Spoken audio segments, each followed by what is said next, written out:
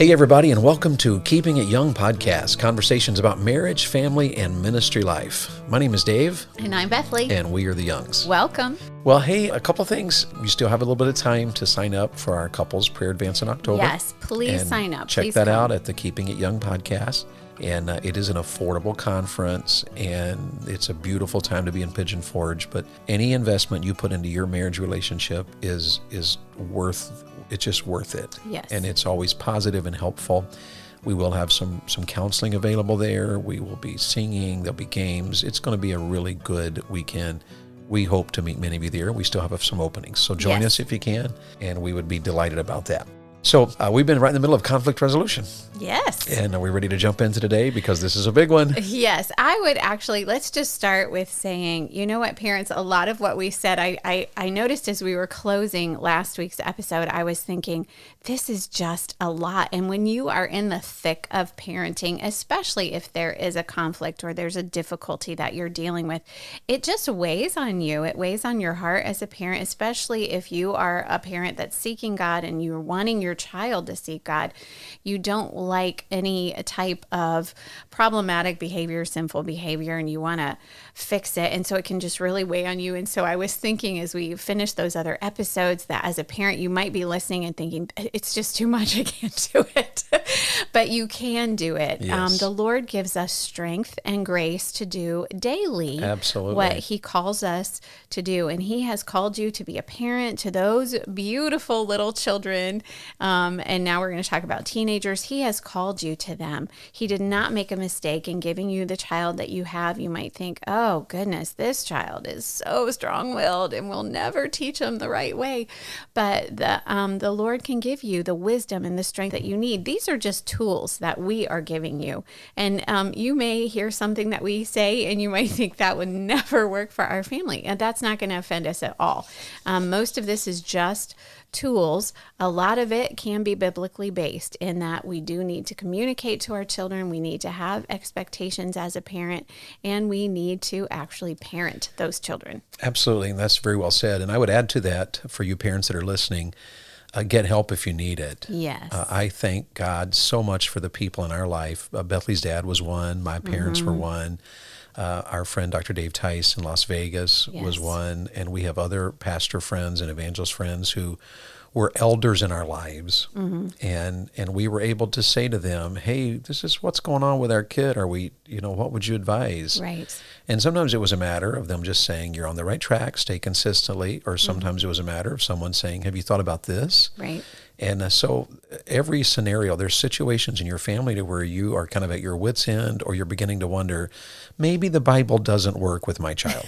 Yes. And so anytime that happens, get help. And if you have nowhere else to turn, shoot us a text. And we don't have all the answers, but we may certainly be able to reach out to one of our mentors or one of our elders and someone in our life and get some advice to pass along to you. So if we can help you in that way, or if you need it, get it. Right. Or sometimes you just need some encouragement. Sometimes you think you're the only one that has ever dealt with a child that has whatever problem. And you know what? You're not. So just start reaching out. Just start talking to couples that are a little bit further down the road than you are and say, did you ever deal with this? It will surprise you what they might tell you. And you might even leave that conversation encouraged that you're not dealing with what they had to deal with. Oh, yes. So, Pastor and I recently had a meal together in which he was asking me about his one of his children, and I answered the question by talking about one of ours. Yes. And this is how ours was, and it was very similar to that, and this is how we handled it. And I just shared with him just great words of wisdom about how we did it. And when I got done, he didn't get anything out of my words of wisdom much, but what he said was, it just makes me so happy that your child was just like mine. And I thought that was really awesome. Yes. So we've got to jump in here now with parents and teens. Okay. And moms and dads, this is going to be a several week process here to talk through, because these are important days when you're raising teenagers. Yes. And so we're going to start today by talking about the destructive ways we argue. And these are all not just with teenagers. Sometimes they're true of couples. So this can be across the board. And the first one, oddly enough, is a little more typical in a marriage of men. And in the family, it's very typical of teenagers. Yes. And it's a withdrawal or avoiding. This is always a destructive way to handle a conflict when we withdraw. Right. Or we avoid the conflict. And one of the things, a recent research was done, I think it was 5,000 adults asking them about their teen years or their upbringing. Right. And one of the things that showed up repeatedly in this questionnaire was that every one of the adults remembered times when the family avoided a conflict. Right. And that bothered, there was a withdrawal from the conflict. We're just not going to solve it, we're going to ignore it. Right. And those do stick in your mind because a conflict needs to be resolved. Absolutely. So a withdrawal is never valid. Right. And that's even worth stopping here to say to you husbands, because men are very prone to that. We always have to be very careful that we don't just withdraw. Right. Okay, I don't know the answer, so I'm just not going to do anything. I'm not going to do it. And that's always a problem. And that's not just a man thing, but typically a lot of men are that way. Well, I would say to you parents, at least from a mom's standpoint, sometimes I would say mostly with our teen boys or even going into their college years, there were times that I would know that there was a difficulty. I would see some behavior that I thought they needed to correct, but I would be intimidated to talk with them about it because we have very intelligent children. And so they could, if I started to talk about it, they could tell me why I was wrong for thinking that way, whatever, and not in a disrespectful way. David was always careful that our boys not be disrespectful to me, but it would just intimidate me. And so there would be times where I would just kind of let it brew inside of me. I would just be like, well, I really need to address this. And maybe David was out of town. And so I wouldn't be able to really say to him, hey, could you take care of this with one of our boys? And so I would just let it brew inside of me. And I would be like, oh, I really need to take care of this. Well, girls don't get that way. They still live in your home. They're still your child. So ask the Lord for wisdom. Maybe ask your husband for wisdom if he's not able to take care of the difficulty himself. And then just charge forward in the strength and grace of the Lord. That's right. And a very good advice. So these are destructive ways to handle conflict resolution. Right. Withdrawal or avoiding. Right. And number 2 is a big one, the name-calling fights. And the key word in this kind of a fight is you. As in, you never, right, or you always, or you make me whatever, make me so mad, or you make me so, whatever. Right. And the key results in this kind of thing is that it does result in a fear. We end up with a fear of each other because name calling produces pain. Right. And so what happens is that when we end up in a name calling fight, it hurts. Yes. So our feelings get hurt, and emotional pain is very powerful. Yes. And so we fear the emotional pain. And because if we've let our situations explode always into these name-calling fights to where, the kids are calling parents names and the parents are calling kids whatever, and they're unkind and they're angry and they're loud, then there's been pain involved in that emotionally, and now there's fear involved. Right. We fear that emotional pain. And the other 2 results of the name-calling fights is loss of love. It's hard to love someone who's yelling at you. And the other one is lingering anger. And Ephesians 4 addresses that. Right. When he says, be angry and sin not. Anger is an emotion, and it always leads to sin. We get angry, we hit something. We get angry, we yell something. We get angry, we use a bad word. Right. We get angry, some people get angry and become abusive, Yes. emotionally or verbally, right, or physically. And so the anger, the Bible says, be angry and sin not. But then he says, let not the sun go down upon your wrath. In other words, we don't want anger to linger. right. Anger happens, but if it's dealt with quickly and, I don't know if this is a word or not, forgivingly, I put it in my notes because it was parallel, quickly and forgivingly, unless it's dealt with right away. I remember when I was working out once in the garage and our son came in and I needed help with something, but he didn't get it and I was impatient and I kind of got angry with him and just kind of unloaded on him a little bit about manning up and figuring it out. And then the Spirit of God convicted me about my anger, and I had to go and tell him I was wrong and I was sorry and ask for his forgiveness. And I remember that by the fact that I did that, he had withdrawn. Yes. So the name calling fight about, for crying out loud, why don't you man up, we resulted in his withdrawal. And so now we're fighting on two negative fronts. And it wasn't, it was a massive issue, but obviously there was hurt feelings and something wrong there. Right. But by making it right, then it opened the door for us to be forgiving and to get closer. Right. And my son respected the fact that I was willing to admit that I had been wrong. That was even another side of that. Yes. I know that there probably are some parents that are listening that this sounds very foreign, and it really is in our home too. There is not a lot of escalated speaking to each other, yelling at each other. We just haven't done that. Name calling, we don't do that. But because we live in a culture that pretty much is a frustrated, irritated, angry culture, it does spill over into the home, sadly, even into Christian homes. So just be very, very careful that you don't get used to that. You don't hear it on TV and think, well, that's how all families navigate these teen years. It's not true. You don't have to be that way. You don't have to react in frustration and say, how could you be such a whatever? And plug in a name there. Just be very careful about that. So if there's those kind of anger issues and those kind of fighting, that's the way you guys handle conflicts, then you got some changes to make. Right. And so stay with us here.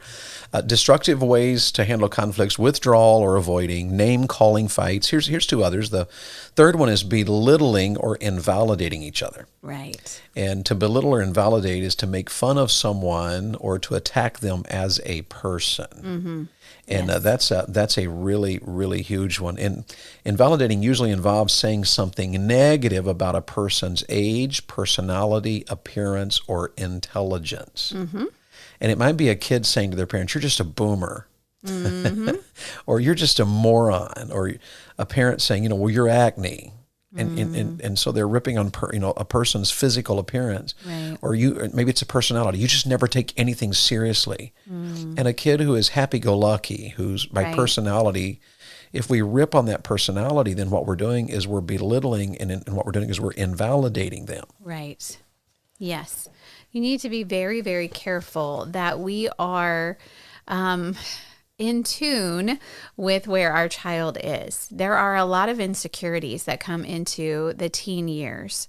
And instead of reinforcing that insecurity by saying, "Oh man, you're right, you have put on a little weight," or whatever, commenting on their lack of clear skin, or commenting on their lack of whatever, making the grade or making the team, belittling them is just going to escalate into something that you don't want. You don't want your child to withdraw from you, and certainly you don't want your child lashing out at you because you have been insensitive to their insecurities. So be very, very careful about becoming frustrated and then just saying, "Well, I can make this jab in this way because I know you're insecure about it." Sure.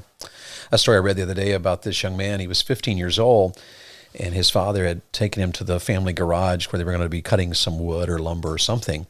And he said that when his dad picked up the power saw, Dad received this strong electric shock, and he yelled something and threw the saw, and the son thought it was absolutely hysterical, so he was coughing and choking to try not to laugh out loud. Mm-hmm. And his father decided to use this momentary setback, the story says, to teach his son a valuable lesson about how to handle power equipment. So he went into this long and boring oratory, this son, who's now an adult, said, and why he got shocked and what he should have done differently and so forth. And then he said, "Dad turned the plug around and demonstrated why this would solve the problem. And the only thing that would have topped his lecture was if he'd been able to use a blackboard and 4 different colors of chalk," the son said. But Dad turned around, picked up the saw again, and it immediately got a shock for a second time. Oh, dear. And so Hank could not control his laughter. He ended up doubling over, laughing at his dad. And he said to his dad, "I don't think the saw was paying attention to your lecture." And he fell off the table laughing. But his dad did not think it was funny at all. In fact, he threw a 2-by-4 at his son. Oh. And so Hank decided to leave and come back later when his dad had calmed down. So when he returned later, thinking that maybe they would just enjoy a fun laugh about what had happened, his dad said to him, and this was his story, "You've done some pretty stupid things yourself, son," he said sarcastically. "Getting a D in gym class, only a moron could flunk gym." And then he said, "See, it's not funny when someone laughs at you, is it?" But what his dad did in trying to overcome this, he ended up invalidating and belittling his son. Right. And dads and moms, that we cannot handle teens in that way. No. And if this has been a problem in your home to where there's a lot of this, this belittling, this, you're a moron or you're an idiot or, if this is true in your home, then one of the things that I've learned is that you have to remember that teenagers are on an emotional roller coaster. Sometimes they're over-controlled or uneasy about their emotions, so it results in eating disorders or shutting down. Yes. But sometimes they are impulsive and reactive to their emotions, so it leads to dangerous behaviors like speeding or acting out sexual desires. Mm-hmm. And what we've got to remember is that when this is an issue, this belittling or invalidating, is we have to take a break. Right. And so you don't react in the moment. You've got to take a break and think it through so you come at it from a point of truth. Right. Not in a point of emotion. Absolutely. That's a terrible way to handle conflict. Yeah. Any illustration or thought you'd add to that? I would just say that there is a difference between speaking truth to your teenager about behavior that is a problem and belittling them. So just like that illustration that you just gave, maybe the dad could have said, that truly did hurt me, getting shocked. And so maybe that was not the best time for you to laugh about it. Maybe we could have laughed about it together later when I wasn't hurting. But for him to throw out that he got a D in gym class, that's just adding insult to injury. And the word we would use, that's just mean. Yes, it is. It's just being mean. And so you are the adult in the situation. Your child might have some roller coaster emotions and you might be thinking, what in the world? How can we control this? But for you to become the mean teenager, quote unquote, in the room along with your child, that is not going to help anything. You need to be the adult. You need to be the mature one. And you also need to be the one who is walking with God. Absolutely. Who can handle things in a wise, godly, and kind manner. Absolutely. So these are destructive ways to handle conflict. Yes. And let's just review the first three here. Okay. And that is withdrawal. Yes. I think that's the easy one. Name calling fights. Mm-hmm. And all those, sometimes we think, that's not that big a deal. When I see teens at camp and talk to teens at camp, many times if you ask about their home, they'll bring up the fact, there's a lot of yelling and so forth. So the name calling fights is bigger than we think, and especially the belittling or invalidating. Right. The sarcasm, the frustration, the irritation, the busyness all spill out into, we end up belittling and invalidating. Right. And I would say an example of that, we didn't really give one that a lot of times does happen in a Christian home. And we have even done this, and we have to be careful of them, is what were you thinking? What were you thinking? That gives the idea that your child cannot think through a difficulty. And so be careful about that phrase. Yeah.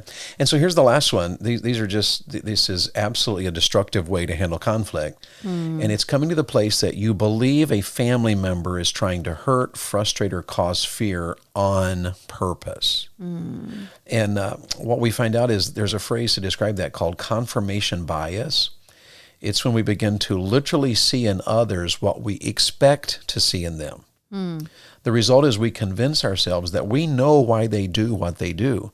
And I think that's a bigger issue perhaps than we realize. We might not have known what to call it, but sometimes a teen gets to the place where they just have decided, this is just how my dad is. And I know why my dad doesn't like me. Or my dad is just trying to make me miserable. Mom is just trying to always make me miserable. Right. Mom never listens to me. Mom is out to get me. Right. And what we're ended up doing there is we've come to a place where we've developed what we believe a family member is doing and why they're doing it. And it just spirals down, because once we begin to believe this about a family member, then everything they do we see that confirms what I was thinking. Right. And parents can do that about their children as well. I know I counseled this one couple, and they had a son, and the dad, I think it might have been a stepdad situation, but the dad said, well, I know why he's doing what he's doing. He doesn't like me. And so then every time they had a conflict, dad would say, see there, he doesn't like me. And it began to be a problem all the way around. But But the point is, that's a terrible way to handle conflict. Right. There are far better ways than to withdraw and avoid. Right. And there are far better ways than to turn it into a name-calling fight. Mm-hmm. And so what Bethlie and I want to lay out for you in the coming weeks here is that there are better ways to handle them. Absolutely. Can you think of any other destructive ways? I mean, those were the four big ones. In our own family, we haven't had, a lot of conflict necessarily, but Right. maybe the withdrawal one is kind of one that we've had to deal with in our family, where somebody pulls away. Well, if we notice that we have a teenager who is consistently getting away from the group, the family as a group, because we do so much as a family. We eat together, we talk together, we work together, ministry together. And so when we would have a child that was consistently withdrawing, we did check that out, because we knew that probably there was a problem somewhere. Either there was some behavior that needed to be addressed, or there were some hurt feelings that we didn't know was going on. So we've had to deal with that before. We try to be very careful, or to keep very short accounts on any time that we have harsh words or overly frustrated, we've reacted in frustration. I would say this last point, believing that a family member is trying to hurt, I would think as a mama, sometimes you can think as your children are getting older that all they're trying to do is either burden you or hurt you.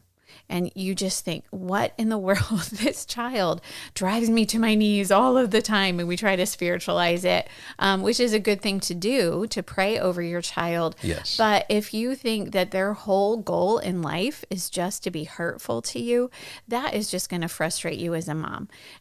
You know what? Their behavior really isn't about you.